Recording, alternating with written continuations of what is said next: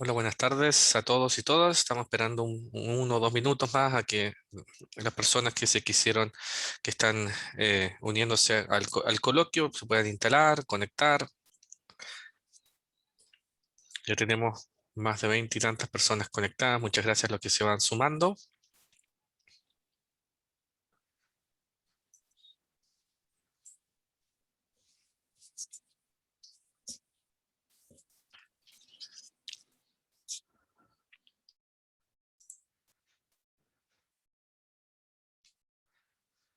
Mira, iba creciendo el número. Vamos a llegar ya a 30 pronto, yo creo. ¿Ah?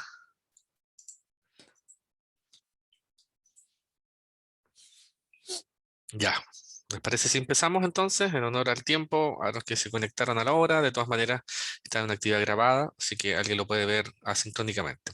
Muy buenas tardes a todos y todas. Mi nombre es Jorge Varela, soy el director del CEPS y en este contexto quiero presentar al invitado al coloquio del doctorado de la Facultad de Psicología, que en esta ocasión es el doctor Rodrigo Quiroz, él es investigador de nuestro centro de investigación.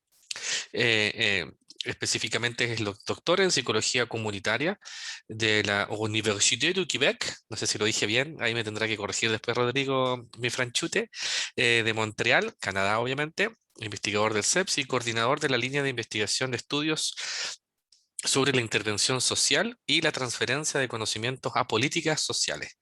Los intereses del doctor Quirós son de investigación y evaluación corresponden a procesos de colaboración y conflicto en la implementación de intervenciones psicosociales y comunitarias, particularmente en el campo de la primera infancia. Y en este caso, con ese cierto background súper importante de Rodrigo, que es miembro de nuestra Facultad de Psicología, él hoy día en el coloquio va a presentar el siguiente tema: conflictividad y la implementación de sistemas intersectoriales de apoyo al desarrollo infantil desde la perspectiva desde los profesionales. El caso de Chile crece contigo. Vamos a dejar entonces a Rodrigo, que va a estar a cargo ahora de la sesión. Ya les va a contar cómo se va a organizar para ir tomando preguntas. Ustedes ya, todos los que están conectados, más de 30 personas, agradecemos de nuevo su participación. Y Rodrigo ahora lo dejo a cargo de este colegio y agradeciendo a todos y todas por sumarse a esta actividad. Rodrigo, el micrófono es todo tuyo. Muchas gracias, Jorge, por la presentación. Bueno, saludar a todas y a todos quienes están conectados ahí. Estoy viendo acá. Pensaba tener las pantallas de quienes estuvieran conectados, pero no las veo. Entonces estoy mirando acá lo que me aparece como espectadores y sí me aparecen ahí los nombres. Alejandra Cueva, Alejandra Escobar, Ana Sofía Leiva, Camila Herrera, Carola Pérez, Mónica Toro, Simón Smith, Yasmín Samán, etcétera. Y hay 28 personas conectadas ahora, así que, bueno, saludarlas a todas y a todos quienes se conectaron. Vamos a tener entonces, por lo que estoy viendo, canal de comunicación a través del chat de Zoom y a través de la ventana de preguntas y respuestas, ¿no? Me da la impresión de que no hay comunicación directa por voz. Así es que, bueno, ahí les voy a contar un poquito cómo se desarrollaría el coloquio y de manera que podamos ver la forma más adecuada de intercambiar. ¿Mm? Bueno, lo primero, darle las gracias al doctorado de psicología, del desarrollo y psicopatología que me extendió la invitación a presentarle. Perdón, sí, Carla, si se puede habilitar la opción sería súper bueno. Eso, porfa, gracias.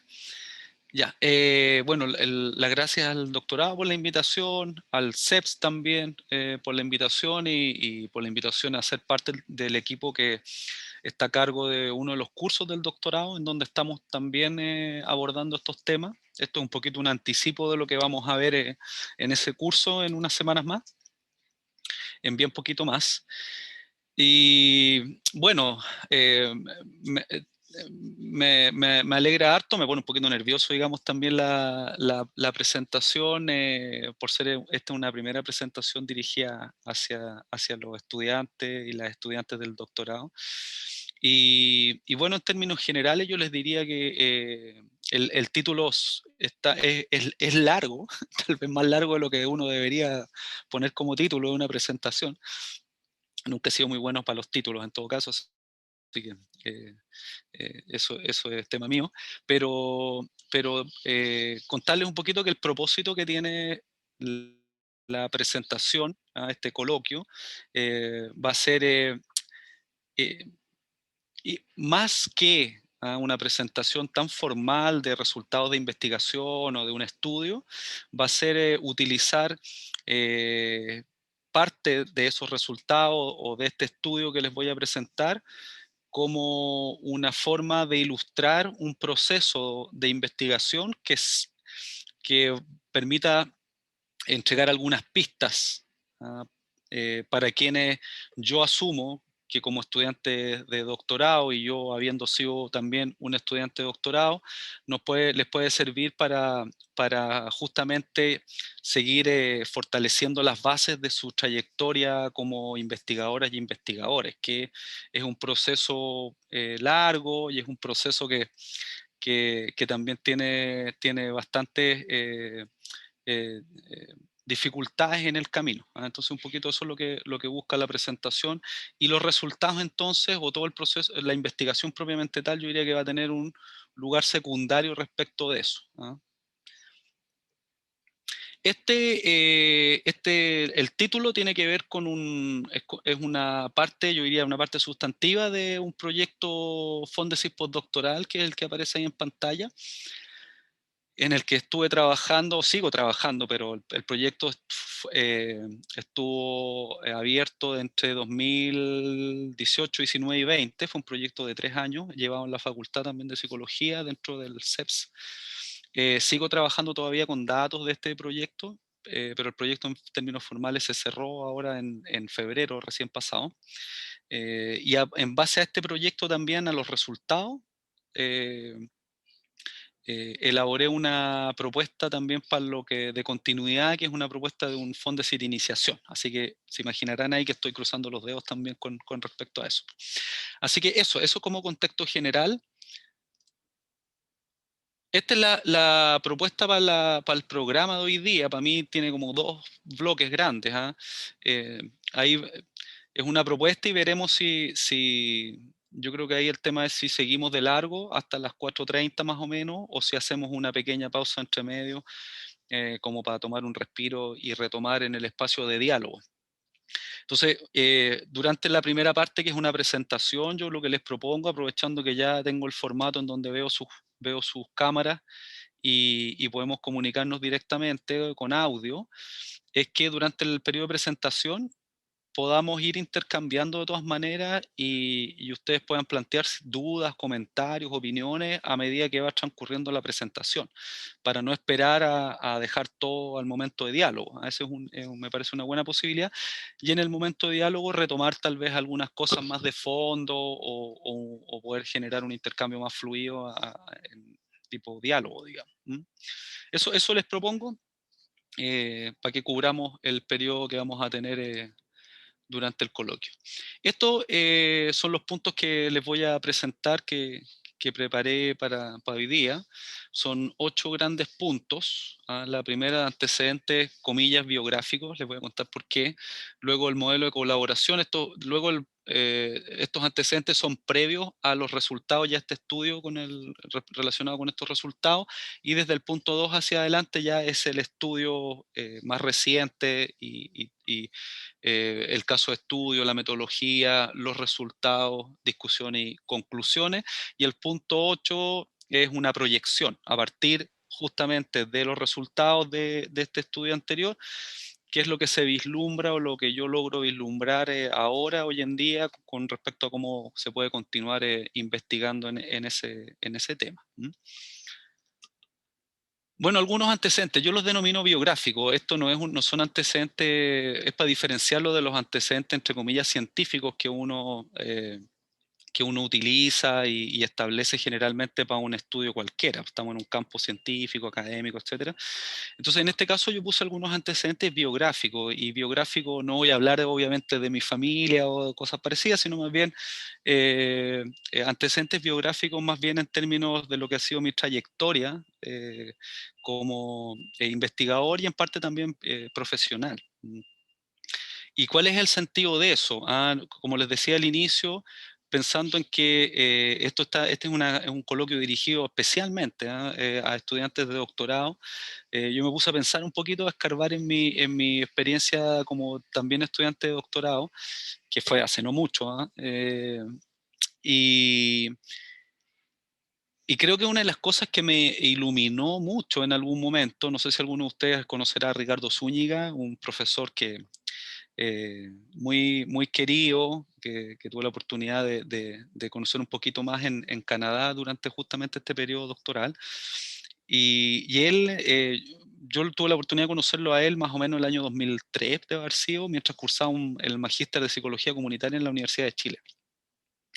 Y él llegó invitado en ese momento por la dirección del magíster, y la verdad que causó como una especie de terremoto dentro del magíster, porque a esa altura Ricardo Zúñiga ya venía más que de vuelta, y parte, digamos, lo que él nos compartió ahí, un poco entre experiencia, conocimientos, autores, etcétera, y sobre todo en una base de una sabiduría enorme, fue muy iluminador para muchos, y entre esos para mí también.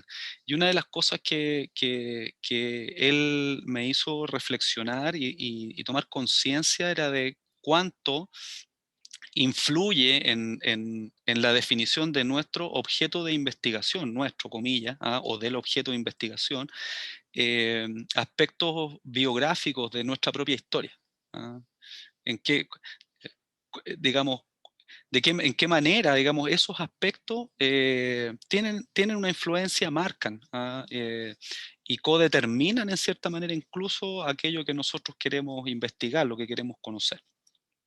Entonces pensé en eso, digamos, y en función de eso les voy a presentar ahí algunos antecedentes que tienen que ver con lo que, experiencias que para mí también me ayudaron a moldear este objeto, o me fueron de alguna manera llevando en una cierta deriva hacia el objeto o a la definición de ese objeto. Una de ellas que se remonta al año ya 2008, verán ustedes, hace más de 10 años atrás, antes de la época del doctorado, y es un estudio de evaluación de lo que en esa época era un piloto del Chile Crece Contigo, para quienes están familiarizados con este, que es un subsistema dentro del sistema de protección más grande, para infancia. En ese tiempo tuve la oportunidad, invitado por una colega, de participar en un proyecto de uno de los pilotajes de este sistema o de este subsistema que se hizo en Chile, cuando estaba recién partiendo la implementación. Entonces era un ensayo, en el fondo, de lo que luego iría tomando una forma más amplia como subsistema hasta lo que es hoy en día el Chile Crece.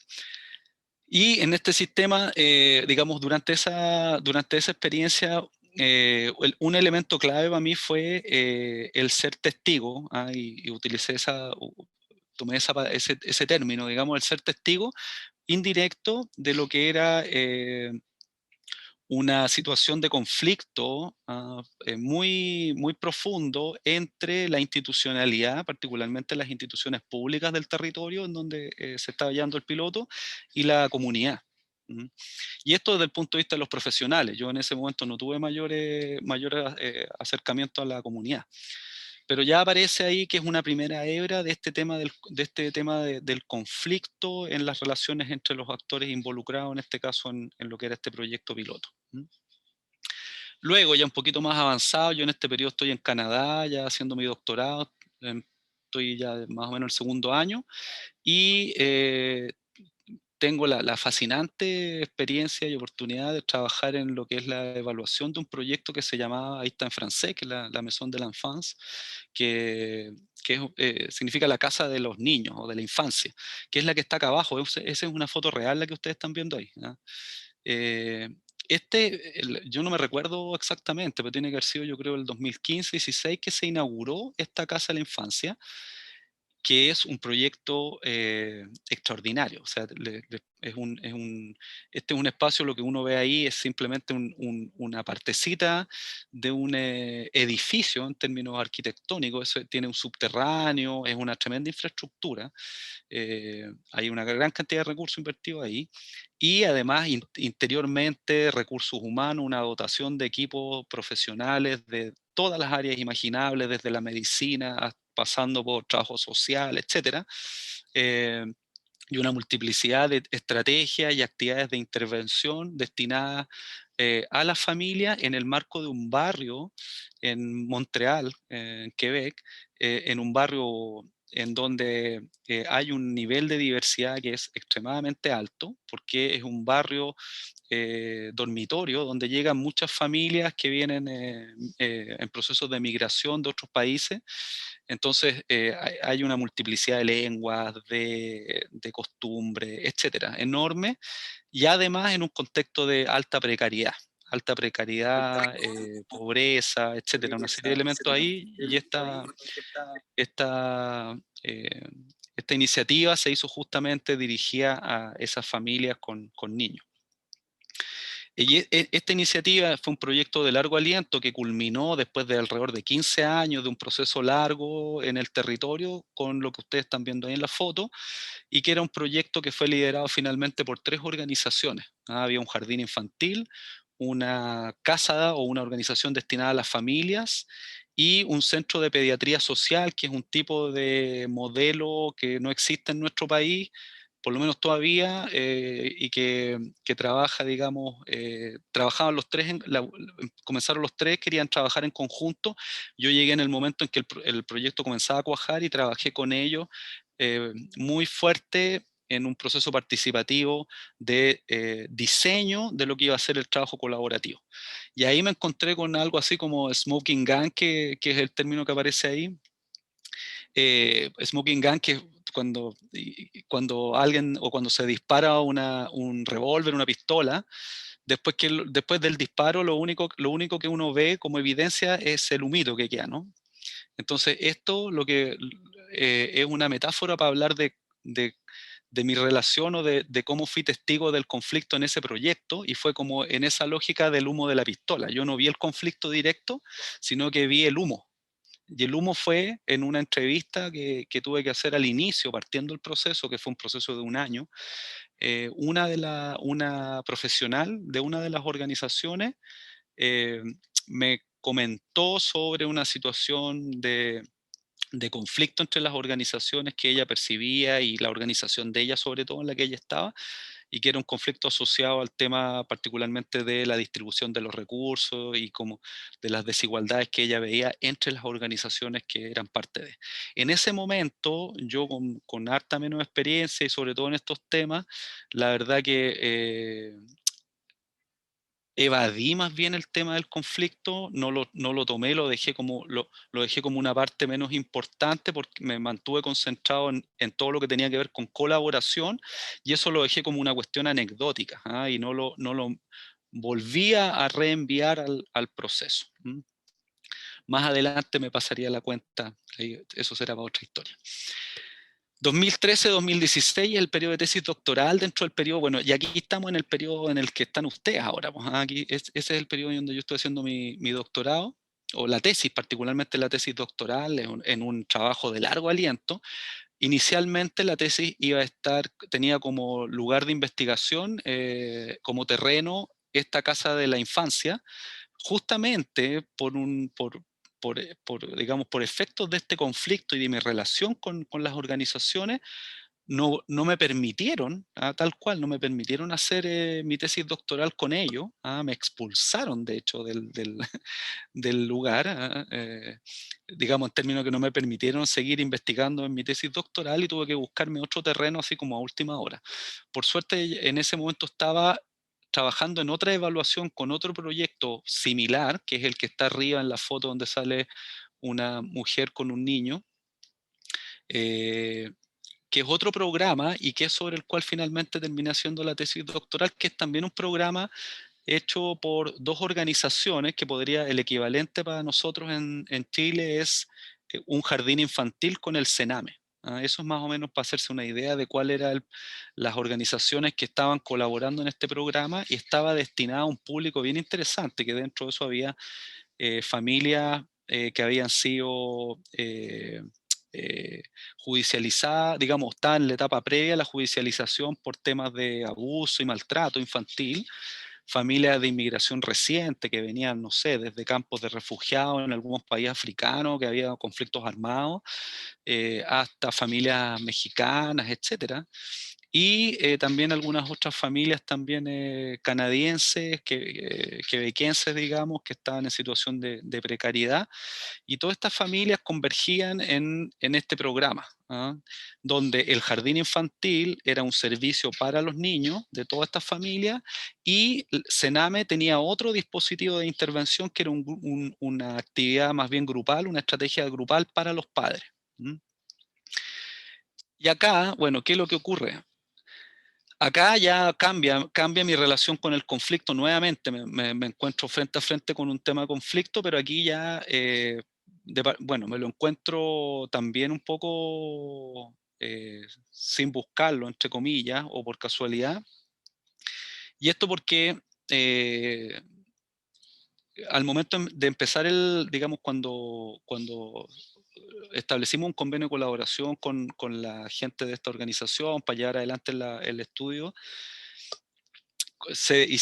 nosotros hicimos el diseño. Bueno, yo trabajé en el diseño con mi directora de tesis, eh, armamos el diseño, luego yo comienzo el terreno, y cuando comienzo el terreno, comienzo con una serie de entrevistas individuales a todos los profesionales involucrados. Y en las entrevistas individuales, cuando yo les preguntaba a ellos, porque me interesaba ya a esa altura, estaba definido dentro del diseño, preguntar por los aspectos asimétricos, las desigualdades, las tensiones, etcétera, que habían entre ellos, aparece muy insistentemente, muy recurrentemente una idea de que parece que ahí no pasaban ese tipo de cosas.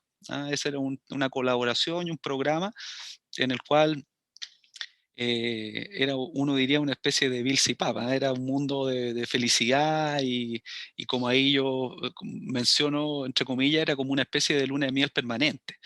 Entonces, en un programa que tiene dos equipos tan distintos, uno que viene de jardines infantiles, que las educadoras de párvulos, similar a lo que ocurre acá en Chile, ya también ocurría en Canadá, eran miradas, eran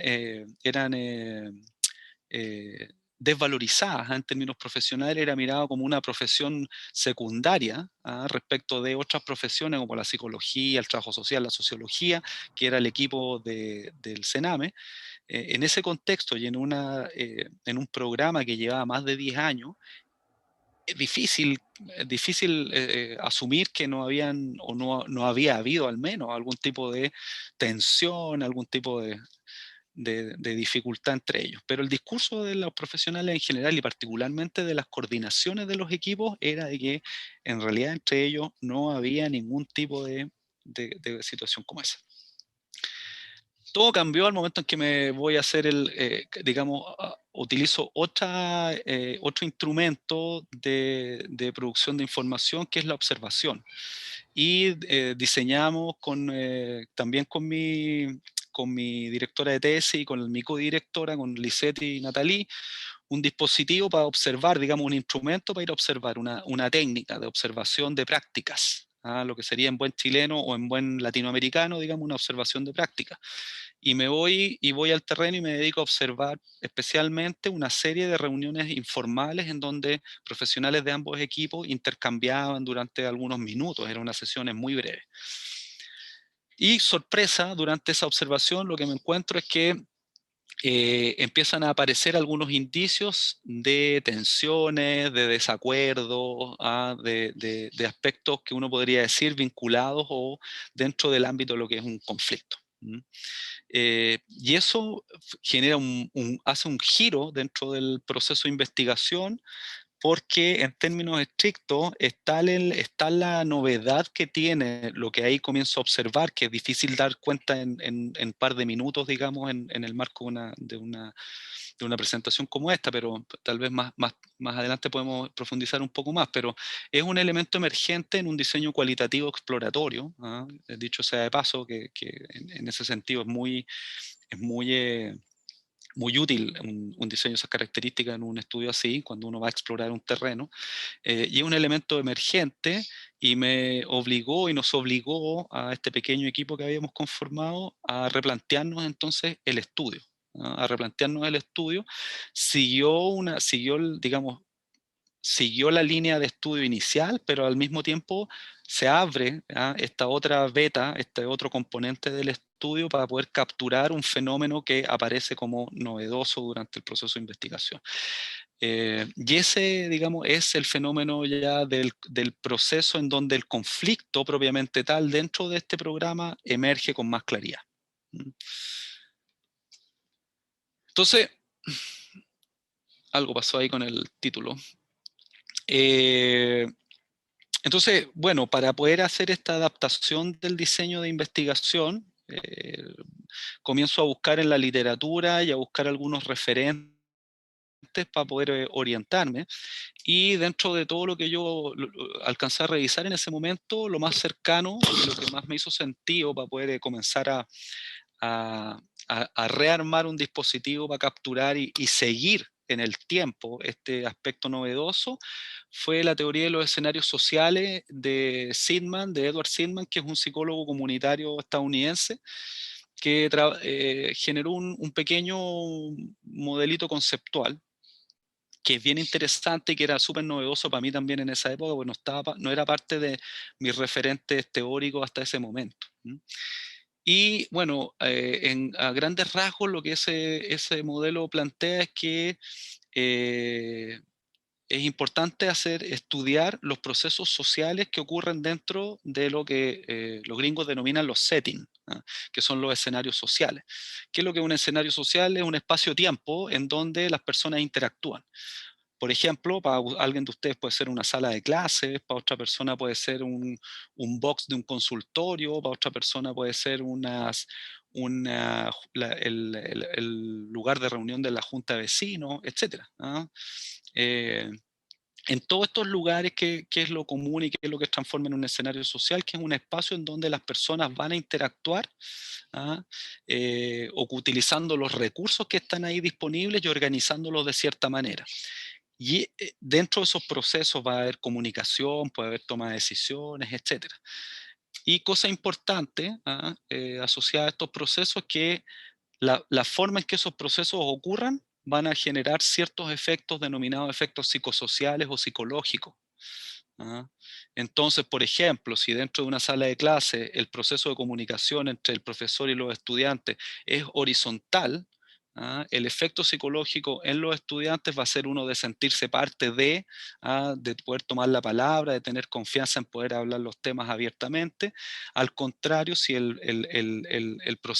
ese proceso social entre estudiante y profesor es más bien vertical y autoritario, los estudiantes, como efecto psicológico o psicosocial, probablemente van a sentirse desconfianza hacia el profesor y por lo tanto van a tender a autocensurar ciertos temas, etc. Que era un poco lo que yo observaba también, o me permitía observar al inicio en estas interacciones entre los profesionales de estos equipos. A partir de ahí, entonces, bueno, conceptualicé lo que nosotros entendemos o tendemos a entender como prácticas sociales, como interacciones sociales en relación a este esquemita que me proveía Edward Sidman.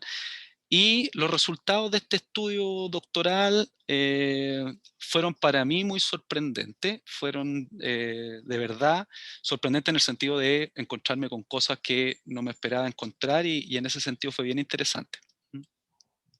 Estoy echando un vistazo aquí si es que hay alguna pregunta, si es que hay... Ajá, ajá.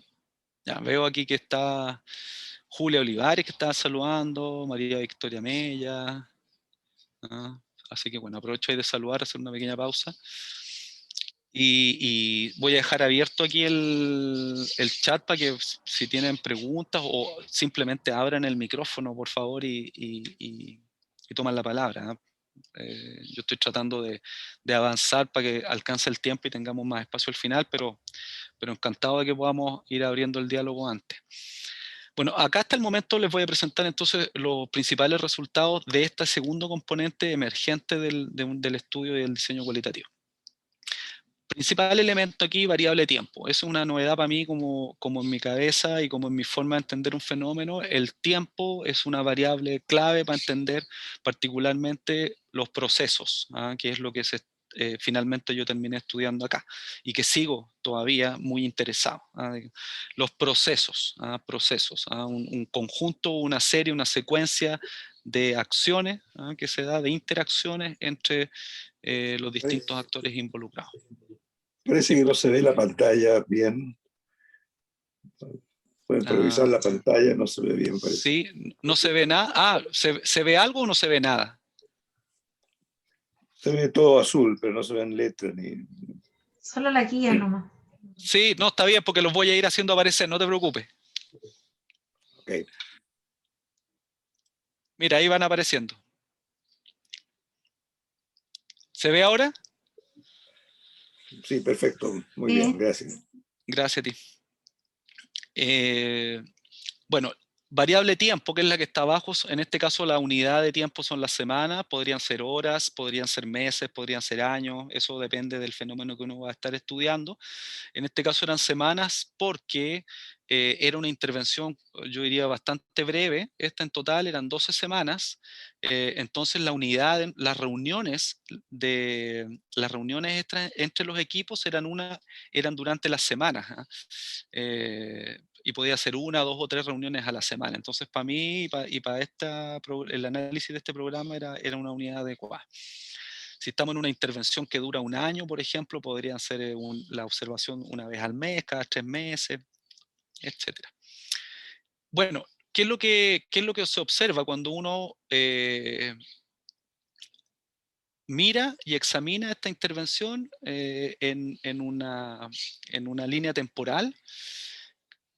Nosotros nos dimos cuenta de que esta intervención partía y se desarrollaba durante las primeras 6 semanas en lo que finalmente denominamos un tipo de colaboración regular. Regular que se caracterizaba por ciertas cosas. Uno, que los equipos se dividían por dominios de experticia. O sea, teníamos por un lado la educadora o el equipo del área de educación destinada a trabajar con los niños en temas de infancia, y por otro lado el equipo del Sename dedicado a trabajar con los padres, padres, madres y padres. Y incluso habían diferencias en términos, también como les había comentado antes, disciplinares. En ambos equipos habían profesionales con disciplinas distintas. Luego había una especie de mandato que apareció en una suerte de aproximación etnometodológica, que era el mandato de no inmiscuirse. O sea, tenemos dos equipos con dos experticias distintas que trabajan cada uno con dos sujetos distintos y que además responden a este mandato de no meterse en el trabajo del otro. O sea, había una frontera muy clara y delimitada, y cada uno solamente se encargaba de lo que le correspondía o le competía, por así decirlo. Nunca supe qué pasaba si esa frontera se traspasaba, digamos. Probablemente podría haber habido algún tipo de sanción, de castigo, etc. Y básicamente, en términos de comunicación, había un intercambio de información, que era el nivel máximo. O sea, un equipo le podía transferir información al otro con respecto a el trabajo con el sujeto, en este caso con los niños o con los padres, pero más allá de esa transferencia o intercambio de información no había algo más allá. E incluso había uno de los equipos, que era el equipo del Sename, que tendía a controlar más la información y, y en muchos casos, digamos, a mantener más cantidad de información que el otro equipo. Si uno mira esto mismo desde un punto de vista de lo que es el esquema que está arriba, que es un esquema que es inspirado también de los trabajos de Bronfenbrenner con esta visión ecológica o sistémico-ecológica, lo que vemos aquí entonces es que tenemos un proceso de colaboración regular compuesto por dos microsistemas. Son dos microsistemas en donde tenemos en blanco, en las esferas pequeñas blancas, son los profesionales de cada equipo, y las esferas negras, por un lado, tenemos al niño o niña, de una familia, y por otro lado tenemos a su padre o madre, que en general eran madres. Entonces, un poco el esquema lo que refleja de otra manera es esta idea de que tenemos dos equipos de trabajo generando procesos sociales o patrones de interacción con uno de los sujetos, es decir, dividiendo a la familia en dos, y cada uno trabajando con parte de esta familia.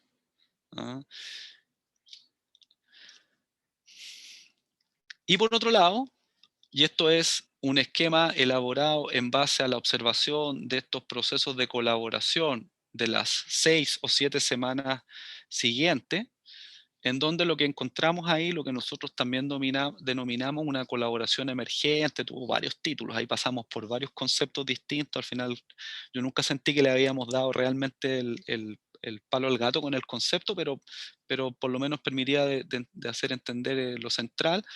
Y acá tenemos un tipo de colaboración, de patrón de interacción o de prácticas en donde se observa características como un enfoque común frente a la situación, una búsqueda de soluciones de todos los profesionales involucrados y actividades conjuntas, en donde ya la información no solamente se somete a un intercambio, sino que esa información se procesa y se transforma en conocimiento.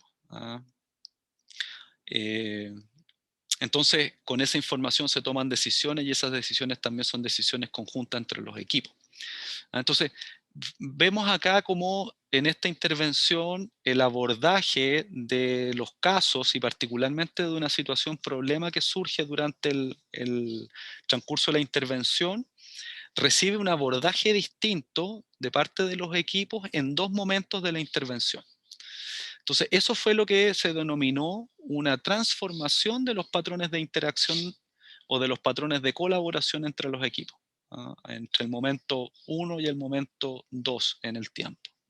Y ustedes ven la diferencia, se aprecia de manera intuitiva al mirar el esquema, como en el segundo esquema los equipos se acercan, se traslapan y crean una zona intermedia en donde queda ubicada la familia. Es lo que en el lenguaje de Bronfenbrenner era poner, o en el lenguaje ecológico era poner a la familia y a los niños al centro de la preocupación. Y entonces están al centro tanto de la preocupación de la madre, en ese caso, que estamos hablando de una madre que usted probablemente más de alguno conozca, una situación de una madre totalmente sobrepasada, con un nivel de adversidad multiplicado por 1000 a lo que uno puede conocer, con problemas de trabajo, de ingresos, etc. O sea, una situación de una extrema precariedad. Y en este caso, digamos, el equipo logra articularse de manera tal que ubica a esta madre, le permite a la madre también, por lo menos durante un periodo de tiempo, tener ciertas condiciones para poner a su hijo al centro en el contexto de toda esta precariedad en la que vive, y el equipo también poner a ambos en el centro de su preocupación, de su análisis y de su intervención. Entonces, eso fue un hallazgo, yo diría, mayor en este estudio, y por supuesto sienta las bases de lo que va a ser después las inquietudes siguientes, las preguntas y las hipótesis para lo que viene. ¿Cuáles son mirado de un punto de vista crítico y autocrítico, que también es bueno que uno haga ese ejercicio? Mirado de un punto de vista crítico, digamos, más allá de los logros, los hallazgos y la felicidad del trabajo hecho, ¿cuáles autocríticamente qué aspectos ahí mirado para atrás, hacia atrás, digamos, quedaron un poquito en la nebulosa y no logré tal vez darles el lugar que tenían? Primero es, ¿qué es lo que provoca la transformación de los patrones? La pregunta por el por qué. Cuando uno mira procesos, está una dimensión que es descriptiva, y uno puede entender cómo ocurren y se despliegan los procesos en el tiempo, que es fascinante en sí mismo, pero también hay otra dimensión de que es entender por qué se producen ese cambio en los patrones, que hace que la interacción entre los estudiantes y el profesor o la profesora cambie en un momento, que hace que la interacción entre dos equipos profesionales cambie, que hace que la interacción entre padres e hijos cambie, etcétera, entre miembros de una comunidad, entre organizaciones comunitarias y organizaciones públicas, etcétera. Esa pregunta quedó un poquito, yo diría, no respondía y tal vez no con tanta claridad puesta en este estudio.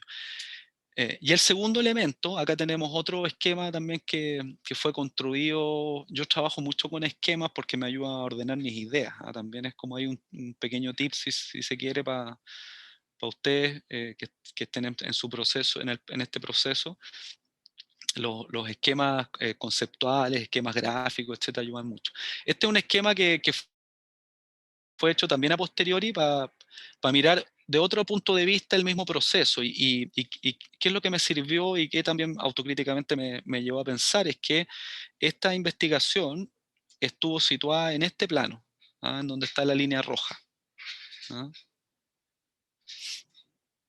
Entonces, el estudio, el terreno se concentró en este espacio, en ese setting, si ustedes quieren, en ese escenario social, en ese nivel, posteriormente fue definido, que es el nivel del terreno, lo que están haciendo los profesionales, estos dos equipos en el terreno, y entonces no se indagó otros niveles asociados también a la implementación de este programa que tienen una influencia en cómo el programa se lleva adelante, que son, uno, el nivel de la coordinación técnica, que es un nivel, entre comillas, intermedio, que no es el nivel de la intervención directa donde está el profesional con el niño o la niña, o el profesional con la mamá o el papá, sino que es el nivel en donde se está pensando la gestión más técnica de la intervención, que es una función distinta, y tampoco se consideró a los tomadores de decisiones del nivel político. ¿De quién estamos hablando aquí? En este caso eran los directores de ambas instituciones dentro de las cuales se alojaban estos equipos. Por un lado, imagínense ustedes lo que es una institución como el Sename. Entonces la dirección por supuesto, en una organización y una institución que está a su vez enmarcada dentro de estructuras mayores, económicas, políticas, etc. Entonces esos dos niveles quedaron fuera. El estudio fue bien acotado, fue pequeñito, manejable también para mí como estudiante de doctorado. Entonces, no quiero decir que haya sido malo eso. Yo diría que al contrario, fue bueno porque como estudiante de doctorado uno tiene recursos bien limitados. Entonces, pensar en hacer un estudio más amplio es, a mi modo de ver, irrealista. Y finalmente puede terminar pasando la cuenta porque las expectativas que uno tiene no se condicen con los recursos disponibles y probablemente no nos va a permitir terminar la investigación. Entonces fue bueno que fuera acotado. Pero al mismo tiempo el ser acotado también limita el alcance de lo que uno puede entender y el alcance de los conocimientos. Así que bueno, con esos elementos en punto de vista como autocrítico, me lanzo ya a lo que es la elaboración del Fondesis postdoctoral, dentro del cual están los resultados que les voy a presentar ahora. Acá fue clave, yo ya estaba de vuelta en Chile, acá fue clave, esto es año 2017, comenzamos a trabajarlo, y fue clave aquí el apoyo de Jaime Alfaro, que probablemente ustedes lo conozcan ya.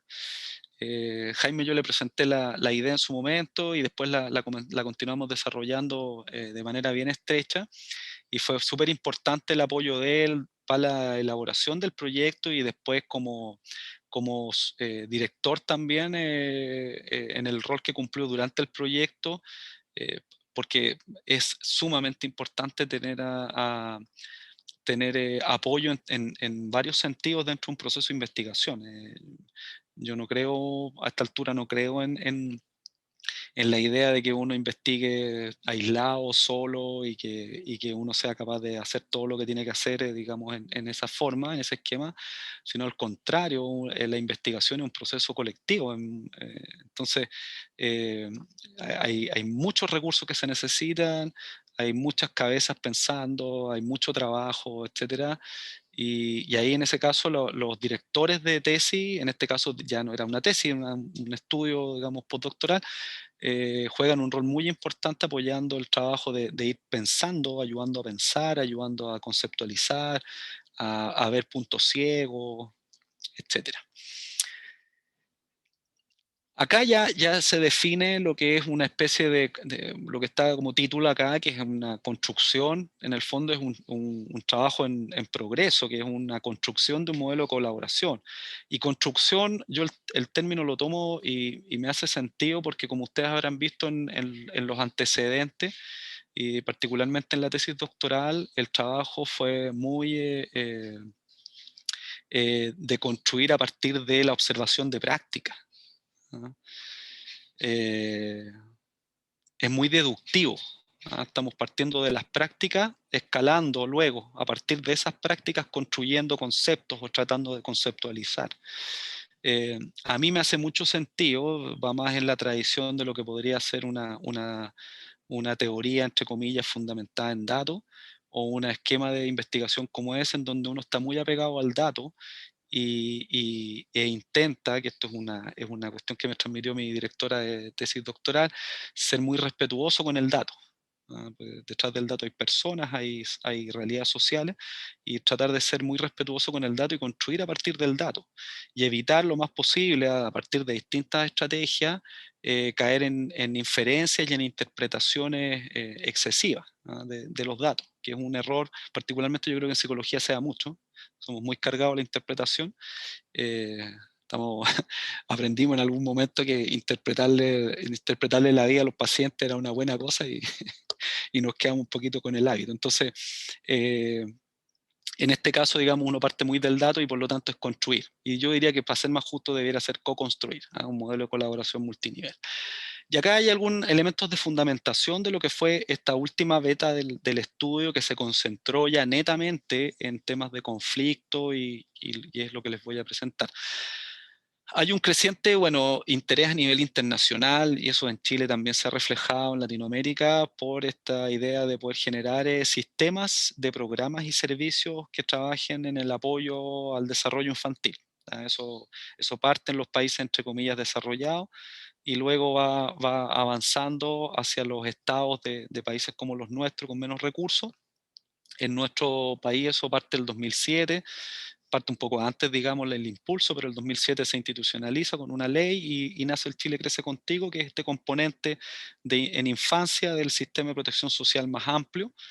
En este sistema de protección social, por supuesto, a la latinoamericana, a la chilena, digamos, es parte de las discusiones que estamos teniendo ahora en los últimos años, justamente de la protección social y hacia dónde tiene que ir. Es un primer nivel, pero que ya plantea por lo menos una base, y una base importante.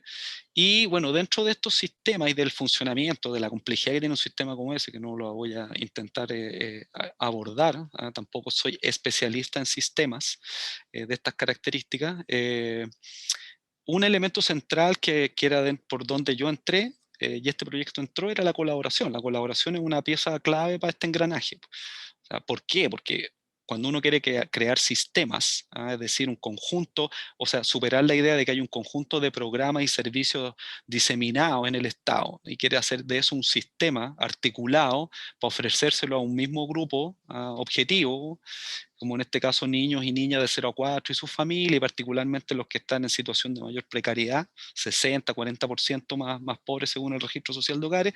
Lo que tenemos que hacer es generar colaboración entre las distintas partes del Estado, los ministerios, etc. Entonces, ahí, claro, toma mucha importancia.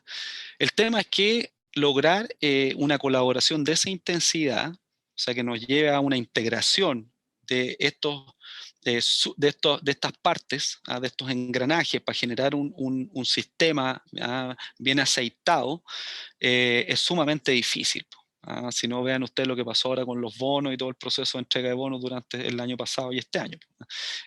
O sea, poner a dialogar al Ministerio de Desarrollo Social con el Ministerio de Salud es una tarea titánica. Entonces, poner a dialogar varios ministerios en varios niveles, con muchos equipos, etcétera, es más titánica aún, y eso en general es muy difícil que se logre. Y uno de los factores que se ha identificado como importante en esas dificultades tiene que ver con los conflictos que enfrentan esos mismos actores. Así que de nuevo llegamos otra vez al tema de los conflictos. Y que me encuentro en la revisión de literatura, que hay pocos estudios que hayan abordado este fenómeno, y ha sido más bien un fenómeno abordado de manera secundaria o menor, así que ahí había un buen pie para poder partir la investigación. Saludos a Jessica ahí que está saludando también desde La Serena, qué rico. Bueno, hacia la construcción de un modelo de colaboración multinivel. Este es el esquema, yo les voy a mostrar ahora cuál es el esquema. La siguiente versión del esquema anterior, de los procesos de colaboración regular y emergente, inicial, luego fue transformado en este esquema, en donde tenemos ya procesos regulares de colaboración, procesos emergentes, conservando la terminología, y entre ambos un proceso adicional que es de resolución de conflictos. O sea, ahí ya suponíamos nosotros, hipotetizábamos que para pasar de un proceso al otro, necesitábamos resolver conflictos. Esa fue la hipótesis mayor. ¿Y para qué pasar de un proceso a otro? Pasar es como cuando uno pasa en un auto y pasa de un cambio a otro. No sé si es la mejor metáfora, pero cuando uno quiere pasar de una velocidad a otra, porque hay momentos en que uno va bien caminando y en otros momentos necesita correr. En un sistema de estas características está bien caminar cuando uno enfrenta situaciones y sujetos y grupos o grupos objetivos que tienen, no sé, desde distintos lenguajes podría ser una cantidad de factores de riesgo, una cantidad mínima.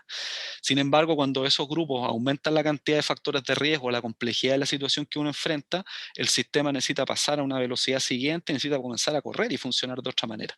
Ese paso de una a otra necesita resolver conflictos. Y esto a nivel de la implementación puede entonces conducirnos a generar las transformaciones o los cambios que nosotros queremos lograr en individuos, escenarios sociales, comunidades, etc. Y ahora, si ustedes recuerdan un poco unas láminas atrás, yo le decía autocríticamente, estos son los elementos que faltó, entonces ahora le agregamos nosotros no solamente el nivel local del terreno, sino que además el nivel regional y el nivel nacional. ¿Por qué estos niveles son coherentes también con la estructura de gestión del Estado? En nuestro Estado y en su estado actual, en donde tenemos un centro, que es el que realiza ciertas operaciones a nivel de política pública, sobre todo asociado a la formulación, a la distribución de los recursos, etcétera, que son facultad solamente del centro, de los ministerios y en el centro, es decir, en la región metropolitana, luego un nivel regional que está distribuido y luego un nivel local. Con esto nos lanzamos entonces y ahora vamos a mirar entonces algunos elementos que aparecen relacionados con los conflictos. Bueno, ¿cuáles son las preguntas que nosotros formulamos y quisimos responder o entregar elementos de respuesta? La primera fue documentar los conflictos no resueltos durante específicamente lo que denominamos etapa de preparación de acuerdos para la implementación. Nuevamente en esta lógica de temporalidad dividimos la implementación del subsistema, que es una que dura, ustedes saben, los tiempos son generalmente alrededor de un año en términos formales, pero es bastante menos en términos reales, pero formalmente, digamos, el ciclo de implementación es de un año. Entonces nosotros lo dividimos en dos grandes etapas: la preparación de acuerdos, que es el momento previo, que es el momento en donde se preparan los presupuestos, se distribuyen a las regiones, se firman convenios, etcétera, y luego el proceso de implementación propiamente tal, cuando los programas y servicios son llevados a cabo, entregados, etcétera. Y todo esto desde el punto de vista de los profesionales del nivel nacional, del nivel regional y del nivel local involucrados en el caso estudiado. Luego describí las estrategias que ocupaban estos profesionales para enfrentar los conflictos que surgían durante esta etapa. Y finalmente la etapa más exploratoria, como lo dice el objetivo, explorar efectos de estos conflictos en la implementación. Inicialmente, la expectativa era explorar efectos o explorar impacto en el grupo objetivo. y tenía que ver un poco también con la falta de realismo de lo que había sido la concepción del diseño de investigación, y finalmente ajustamos este objetivo a los efectos de estos conflictos en la implementación del sistema. Contexto, bueno, esto muy rapidito porque me imagino que mucha gente conoce el Chile Crece, ya hablé varias cosas de él, solamente agregar ahora un elemento adicional que es interesante. Ustedes a su izquierda van a ver un diagrama en colores verdes, y que es un diagrama que muestra con mucha claridad cuáles son estos tres niveles desde el punto de vista de la estructura de gestión del Estado. Van a ver el nivel ministerial, el nivel regional provincial y el nivel comunal, local o territorial. ¿Y cuáles son los actores ahí que se espera que estén presentes? Ministerio de Salud, Desarrollo Social, Educación. En la ley esto está todo definido, cuáles son sus funciones, etcétera. Y las secretarías, los servicios, etcétera. Y por otro lado, en el esquema de la derecha, lo que nos encontramos es un esquema un poquito distinto. No sé si ustedes lo logran percibir así, logran percibir la diferencia al observarlo.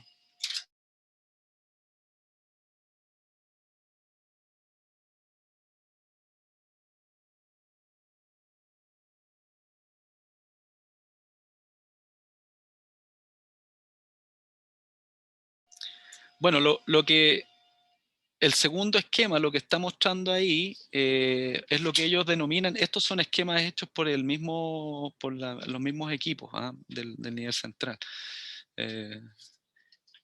Ahí dice estructura de soporte. Entonces, estructura de soporte para la implementación del Chile Crece Contigo en los territorios. Y ven ustedes acá, curiosamente, que el equipo, este esquema de la derecha, invierte el orden de los niveles. En donde estaba el nivel comunal en el esquema en verde, ahora está el nivel nacional.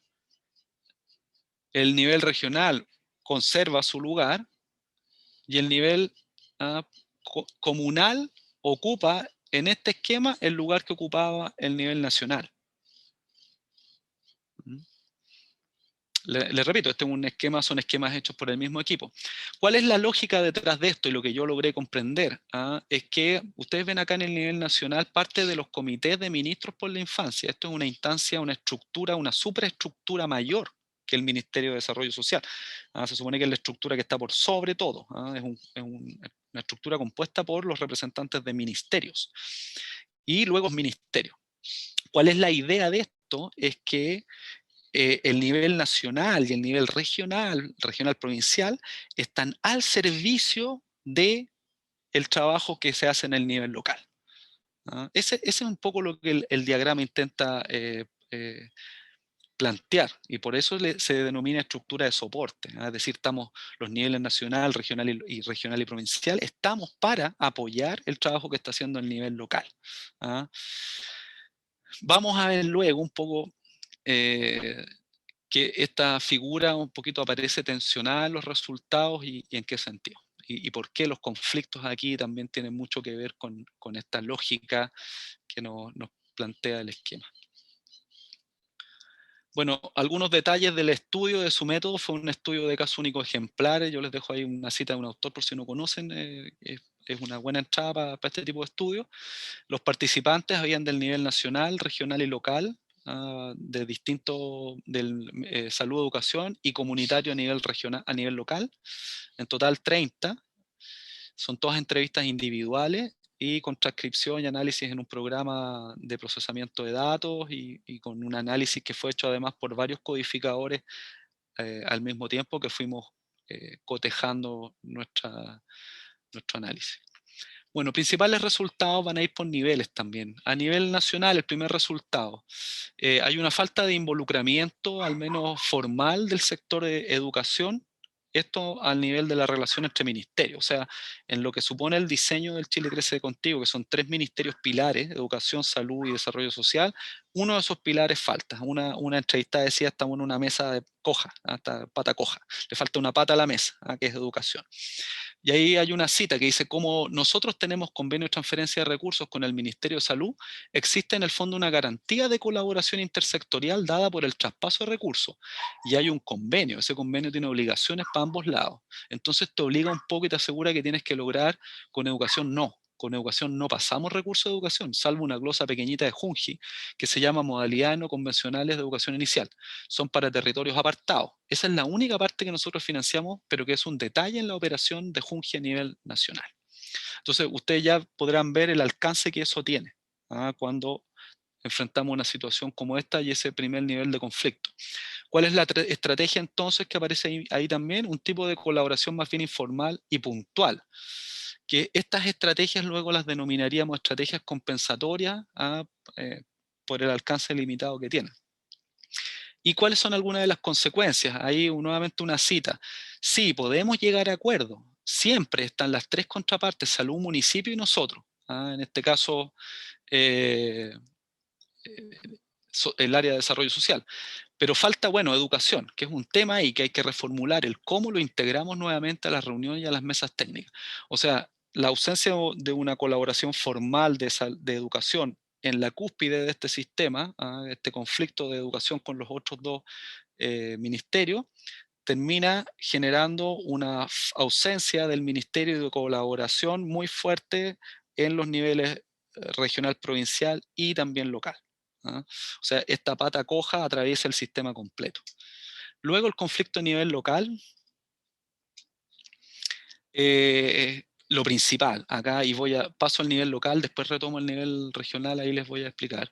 El retraso en la transferencia de recursos desde el nivel central, los recursos que bajan, como lo denomina la jerga de los profesionales.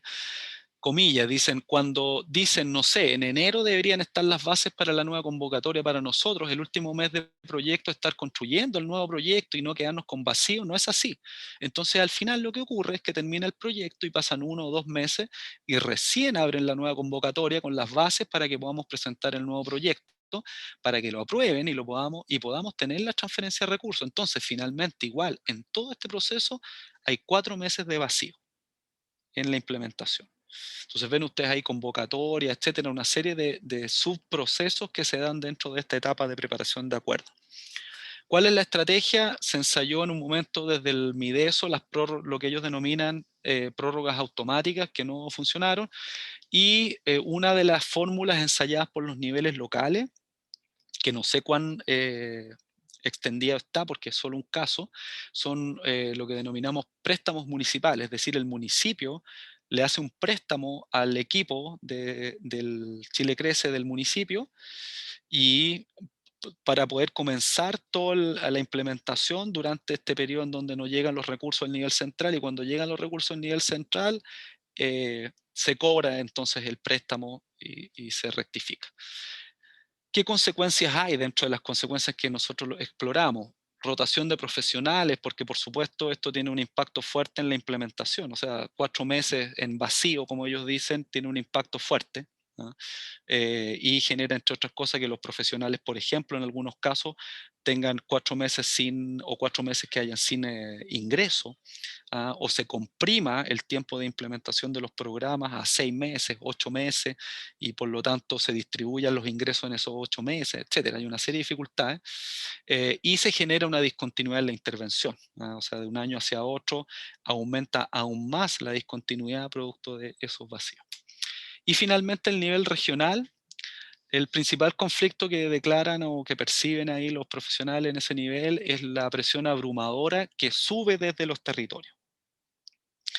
O sea, si por un lado baja un problema, digamos, o baja el tema de los recursos que no bajan, digamos, luego se devuelve, ese conflicto se devuelve como presión hacia los equipos regionales, quienes a su vez, por falta de facultades, porque los equipos regionales no tienen capacidad de toma de decisiones en este esquema, no pueden recoger las inquietudes, las dudas, etcétera, o las demandas de los equipos locales y procesarlas, sino que solamente pueden transferirlas al nivel nacional, en donde está alojada la facultad de toma de decisiones, digamos, o la función de toma de decisiones.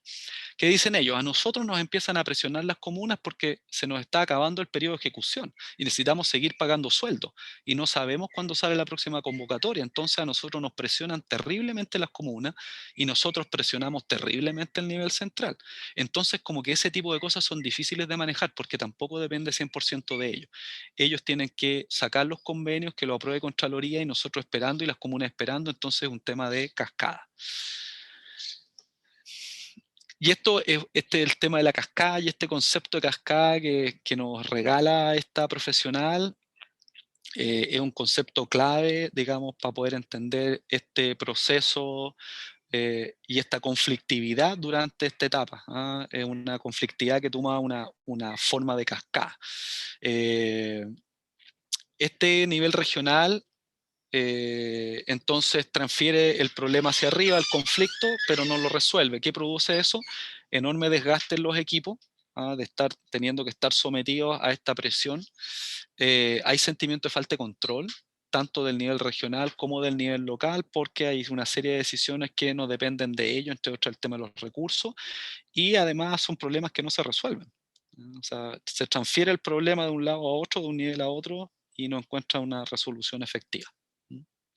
Entonces, bueno, a modo de síntesis, y este esquemita, gracias a la invitación de hoy día, me di un tiempo para poder trabajar el esquema y armar un esquema, un intento de un nuevo esquema que fuera sintetizando mejor estos resultados, y llegué a esto, por lo menos preliminarmente.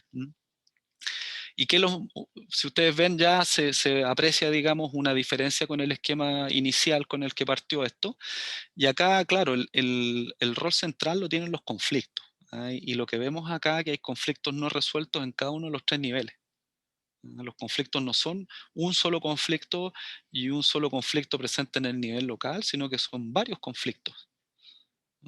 Y además tienen la gracia, a parecer, que estos conflictos se retroalimentan.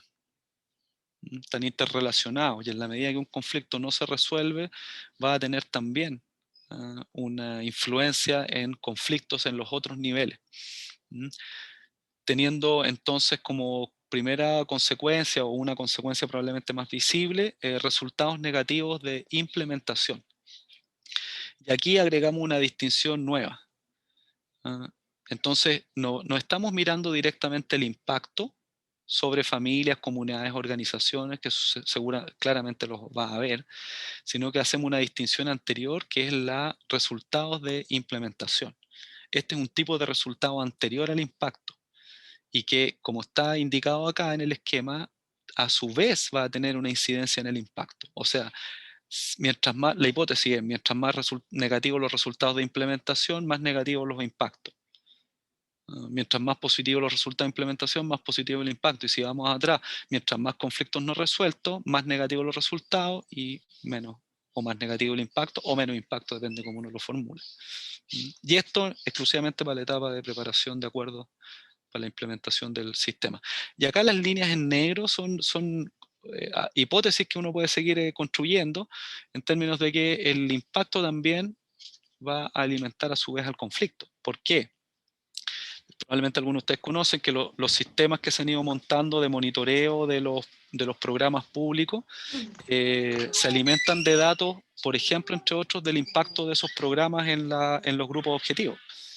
Entonces, por supuesto que nosotros podemos, siguiendo esta lógica, estos conflictos no resueltos que impactan negativamente en la implementación y pueden impactar entonces en el tener influencia negativa en el impacto, vamos a tener resultados más negativos a nivel de impacto en los programas, en los territorios, y por lo tanto cuando el sistema de monitoreo levante esa información y comienza a establecer conclusiones, va a concluir que esa intervención tiene impacto más bajo y por lo tanto va a generar va a generar algunas medidas, como por ejemplo reducir la cantidad de recursos que se le asignan a ese territorio, a esa comuna, etcétera.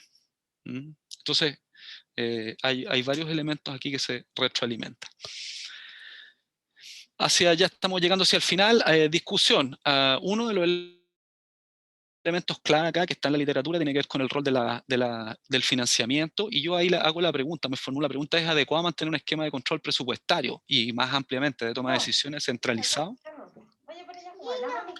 en donde tengamos al nivel central a un ministerio? En este caso el esquema adoptado por este subsistema es el Ministerio de Desarrollo Social, que tiene esa facultad por ley, un ministerio que administre, tome las decisiones sobre todo el presupuesto disponible para el subsistema.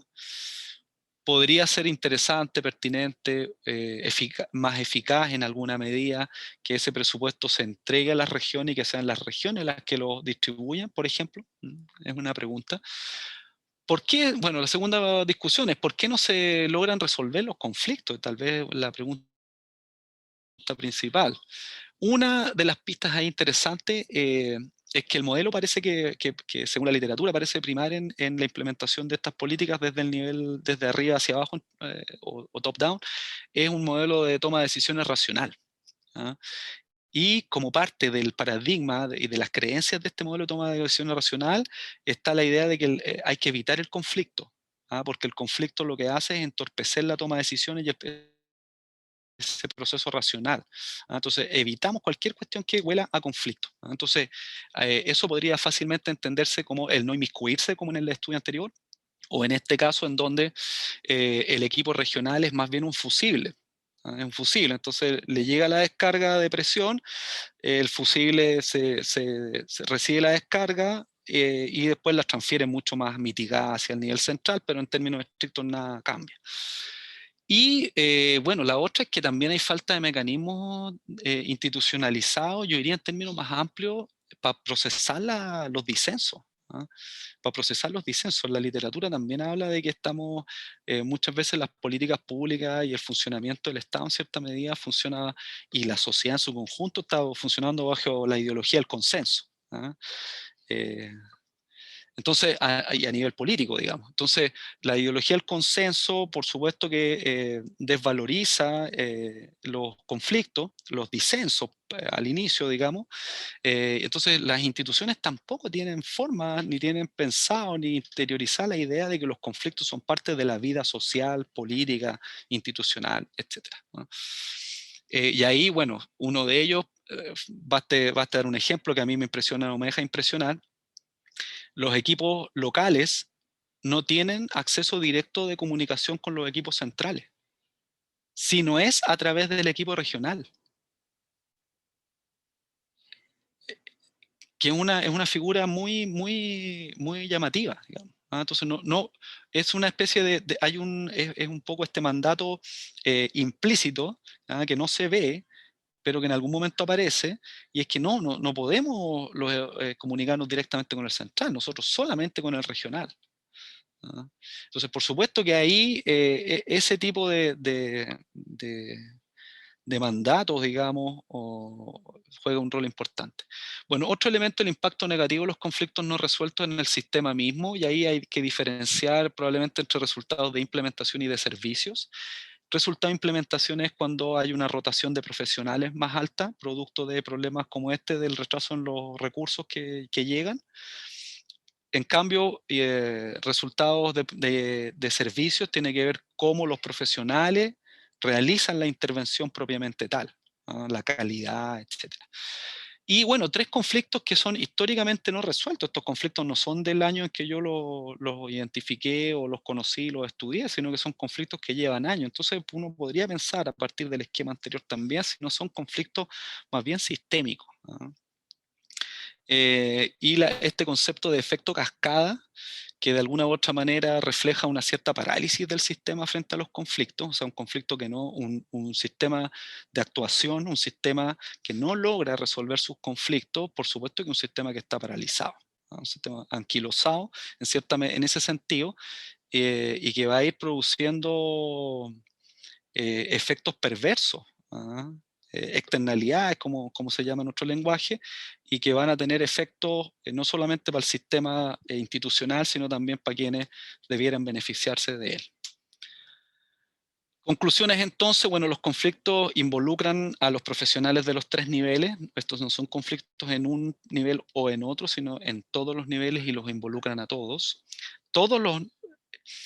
Cosa curiosa, uno ve que todos los profesionales reconocen todos estos conflictos. No hay un profesional que diga, no, esto yo no lo conozco, no lo entiendo. Todos los conocen.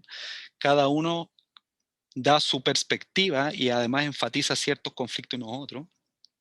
El sistema parece no ser capaz de resolver estos conflictos en esta etapa por lo menos, y a partir de la percepción de los profesionales se deriva un impacto o un supuesto impacto entonces a nivel de implementación, y la necesidad entonces de institucionalizar y evaluar los mecanismos o las formas en que las instituciones, los programas están procesando los disensos en su interior, ¿no? Y a partir de eso establecer estrategias de prevención y gestión de los conflictos. Para terminar, algunas preguntas e hipótesis. Inicialmente uno podría pensar, bueno, podríamos ir en la dirección de preguntarnos cuál es el rol del Estado en materia de implementación de sistemas intersectoriales como este.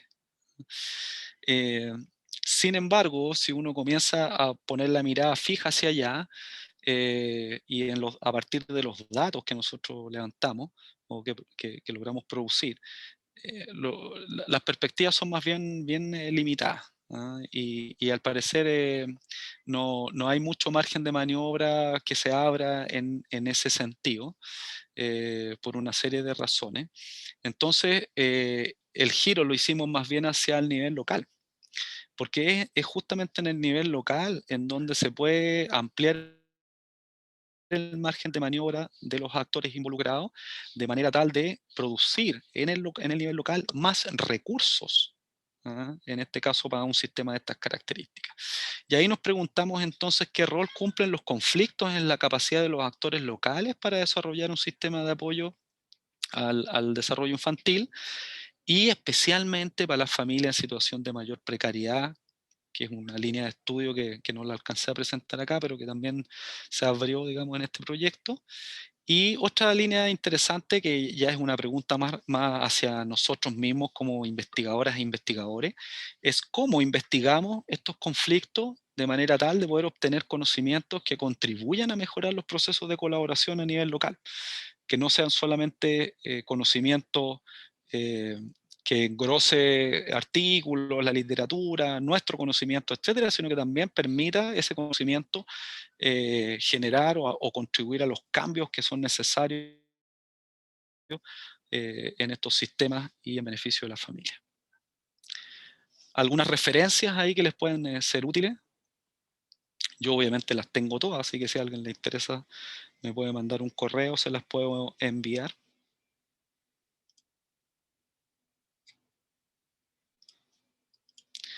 Les voy a dejar mi correo a través del chat.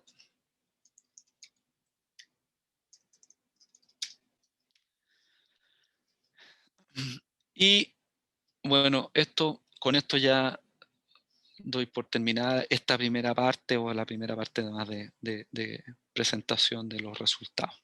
Les agradezco mucho por la atención. Vi ahí algunos saludos, algunos comentarios en el chat, así que les agradezco un montón. La verdad que es satisfactorio poder, después de años de estudiar a estos temas, poder compartir un poco lo que ha sido no solamente los resultados, sino que también el proceso, y que eso eventualmente les pueda ser útil a algunos de ustedes. Así que abro ahora sí con más ganas todavía el diálogo y el espacio para que podamos comentar, contrapreguntarnos, etcétera. Tomen los micrófonos, las cámaras, lo que quieran, por favor.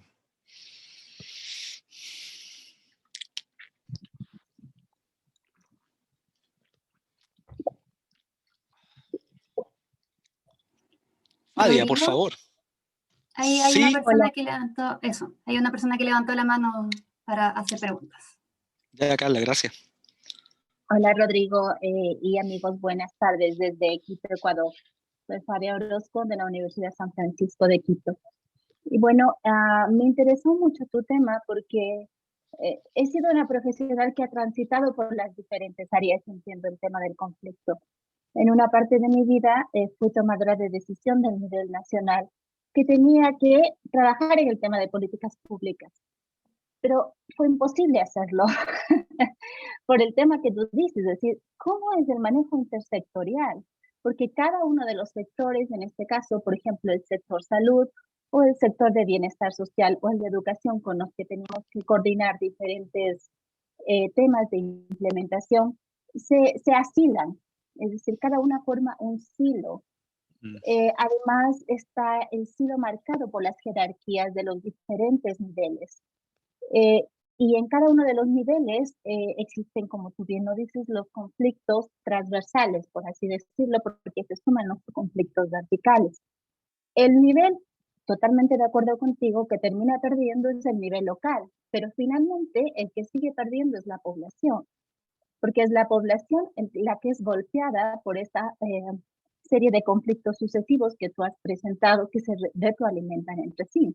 Entonces, cuando tú dices la pregunta es sistémico, totalmente de acuerdo que es sistémico, en mi perspectiva también de la experiencia que tuve, y mirándola también con ojos de investigadora, porque en mi percepción está dentro de un conflicto social más grande, ¿no? Que es el propio conflicto del Estado, ¿sí? Es decir, cómo el Estado finalmente entiende el tema del conflicto, cómo entiende el tema de la redistribución del poder, cómo entiende aspectos como la participación social o la autonomía de los propios territorios más pequeños. Entonces, para mí era como un fractal de todo este complejo sistema de relaciones ecosistémicas que termina impactando de manera negativa a nivel del beneficiario, ¿no? Porque se crea una sostenida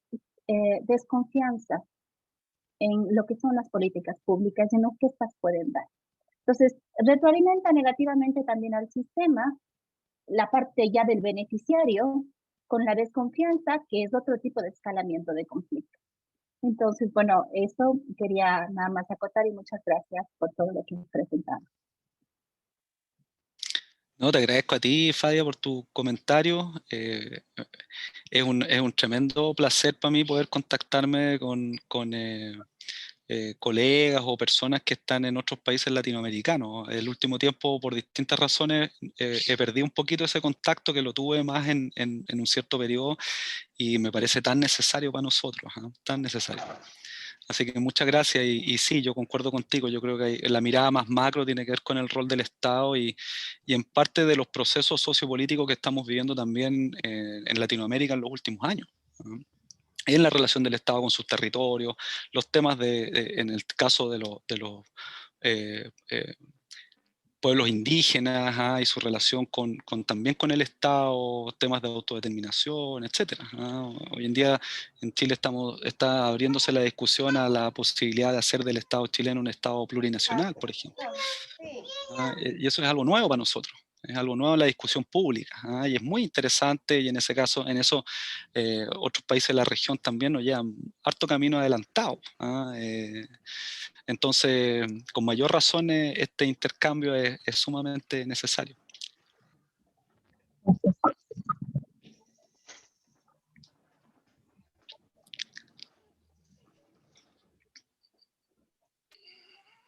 ¿Alguien más quisiera comentar, contar una experiencia, preguntar? Yo, hola, buenas tardes, Rodrigo. Hola, Alejandra. Yo soy una psicóloga común y corriente que trabaja en infancia, entonces no estoy en el doctorado, pero sí me interesaba esto porque, claro, en mi equipo de trabajo pasa mucho lo que tú comentas, porque finalmente uno no puede ver los conflictos, es como que se ve mal mirado, ¿no es cierto? Y esto no puede ir ascendiendo tampoco, uno a veces busca cuando de repente no puede llegar a soluciones en conjunto con otras disciplinas, busca tal vez esta orientación, pero siempre se ve como un poco mal mirada, así como que hay que esconderlo debajo de la alfombra. Y mientras te escuchaba, bueno, dos cositas, pero en general me queda esta sensación de que seguimos muy con el foco instalado en el resultado y no en el proceso. Porque finalmente eso es lo que genera el conflicto, porque si estuviéramos más centrados en los procesos, nos sentaríamos a revisar las distintas opciones que tenemos y veríamos tal vez la disidencia como aprendizaje. Pero pasa mucho que como estamos centrados en resultados y que, no sé, el 2021 se tiene que llegar a atender a tantos usuarios y con tantos resultados donde se hayan hecho tantas sesiones, finalmente tenemos que avanzar rápido nomás, no nos quedan estos tiempos. Sí que estaba pensando eso. Y lo segundo es que quedé súper intrigada cuando empezaste a explicar de cómo se pasó a separar un poco el sistema familiar entre niño y madre, ¿no es cierto? Los equipos, cómo trabajaban separados en las primeras semanas, y después de la semana 7 en adelante, creo, se transformó esto más colaborativo, ¿no es cierto? Más sistémico. ¿Cuál fue la propuesta para generar ese cambio de forma tan rápida y que los equipos lo adoptaran así como de una semana para otra? Sí, muchas gracias, Alejandra. Bueno saber esto de que el conflicto bajo la alfombra, se ocupa el mismo término en Quebec, tiene la misma expresión en francés. Sí, súper de acuerdo con que justamente uno de mis intereses de mirar procesos es para quitarle un poco de importancia, entre comillas, a los resultados y entender cómo se llega a los resultados que se llega antes de preocuparse solo de obtener resultados, digamos. Entonces, ahí yo súper de acuerdo contigo. ¿Cómo pasan los equipos? Así brevemente, yo diría que hay dos factores. Uno, el liderazgo de la coordinadora del equipo que está en una situación de desventaja, que es el de las educadoras. Ella es una socióloga de larga trayectoria, que es la que montó el trabajo, es la que le ha ido dando sustancia, y ella...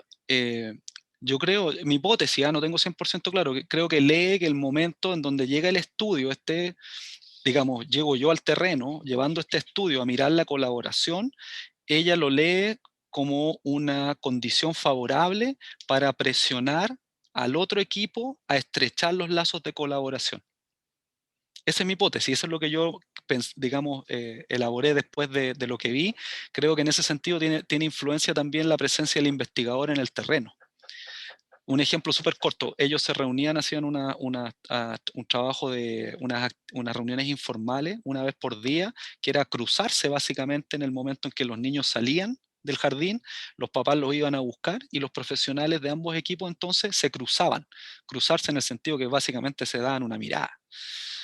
A propósito de mi presencia observando esa instancia, la coordinadora, yo tengo la impresión de que comenzó de distintas maneras a tratar de fomentar de que los equipos pudieran conversar, de que pudieran tener un rato para discutir y a tratar de alargar lo más posible los minutitos que tenían de esos intercambios un poquito más allá de lo que era la mirada y el cruzar un saludo. Y en parte de eso en algún momento ella también, yo creo que indujo una reunión entre los equipos, que fue esa reunión produjo un cambio, un giro en lo que había sido la manera de trabajar de ellos de ahí en adelante. Entonces, un poquito eso yo diría como elemento. Yo creo que ahí el liderazgo de ella fue un elemento súper clave para conducir eso, para precipitarlo, y en parte una cierta influencia del estudio también, por suerte, en eso, digamos.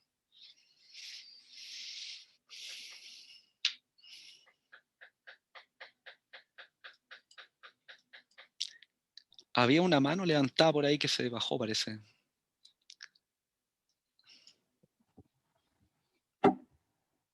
Carolina, sí, Carolina tenía ahí una manito arriba. Sí. Hola a todos, a todas. Me parece súper interesante lo que planteas. Creo que muchas veces no nos damos cuenta de cómo afectan nuestras discusiones o no sé, o nuestras resoluciones, ¿no? O dificultades que se plantean en el plano más administrativo hacia los propios usuarios. Yo trabajo en un programa que se llama Mi Abogado, y que no dependemos de Sename, pero sí del Ministerio de Justicia. Entonces, efectivamente tenemos dificultades con los equipos que trabajan en Sename de repente por diferentes perspectivas, ¿no? Que están detrás de nuestro quehacer. Nosotros, nuestro principal enfoque es el enfoque de derecho, la autonomía progresiva, el interés superior del niño, y no coincide muchas veces con los enfoques que están en otros programas que deberían coincidir, pero muchas veces no coinciden por un tema de resultados, efectivamente, porque están enfocados en los resultados. Entonces, claro, me lleva a pensar muchas cosas, en el fondo, cómo estas diferentes perspectivas teóricas que hay detrás de los programas también afectan al usuario, porque en el fondo, por ejemplo, nuestro como objetivo principal es la restitución del derecho a vivir en familia. Y cuando los otros programas no tienen ese enfoque, es súper complejo llevarlo a cabo sin considerar el daño de la institucionalización de los niños, niñas y adolescentes. Entonces me parece súper interesante la tesis, y yo creo que nos lleva a pensar a cómo vamos, el desafío de cómo vamos trabajando en esta línea de que los conflictos puedan verse, puedan registrarse, porque como tú decías, uno de los primeros era como registrar esto de cuáles son nuestros conflictos, y claro, el conflicto tiene que ver con metas institucionales, el conflicto tiene que ver con enfoques teóricos que están detrás. Entonces me parece muy, muy interesante. Es una reflexión principalmente, y agradecer la exposición de hoy día. Muchas gracias, Carolina, por tu reflexión. La verdad, yo dos cositas nomás, porque estamos cerrando y me dicen que es hora de terminar ya. Dos cositas. Una, sí, yo diría que las políticas públicas y los programas que se desprenden de ellos están todos hoy en día, porque es una tendencia mundial, bajo la óptica de la nueva gestión pública. Y la nueva gestión pública es básicamente el foco en eficacia, eficiencia, resultados, monitoreo de los resultados. Es una presión que viene desde arriba, que es muy brutal también hacia los otros niveles, particularmente hacia el nivel local, que recae en los hombros de los profesionales finalmente, y termina generando también efectos perversos, parte de los que hemos identificado acá en este ratito. Así que sí, súper de acuerdo con eso. Y bueno, el otro aspecto que quiero aprovechar e invitarlos mañana, a las 10 de la mañana tenemos una conferencia con un profesor que está, Jim Cook, que ahí está, muchas gracias, Carla. Él también nos va a traer un poquito a presentar cuál es el papel que puede jugar efectivamente la evaluación en esta lógica, digamos, de las políticas y programas en infancia, y especialmente en una óptica de trabajo colaborativo con las organizaciones públicas, comunitarias, etcétera, en los territorios. Cómo hacer una alianza entre universidad y estos organismos para poder avanzar en un tipo de evaluación, en este caso de estos programas, que sea útil, que genere más capacidades, que ayude a mejorar, etcétera. Así que cordialmente invitados y invitadas, y agradecerles nuevamente el espacio al doctorado, al CEPS, y la participación de todos ustedes, y todos ustedes también hoy día. Muchas gracias.